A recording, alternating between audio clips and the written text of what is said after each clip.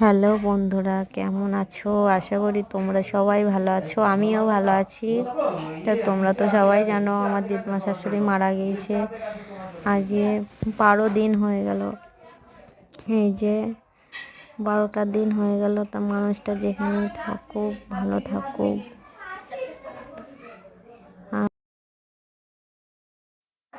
আজকে সবাই কামাচ্ছে। এই যে আমি এসছি, আমার শাশুড়ির সব কাপড় চোপড় নিয়ে এসছি। এই যে আমাদের বিল এটা।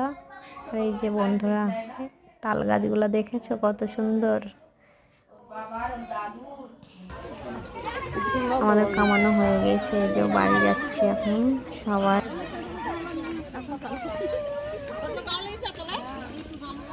ব্যাগে আছে।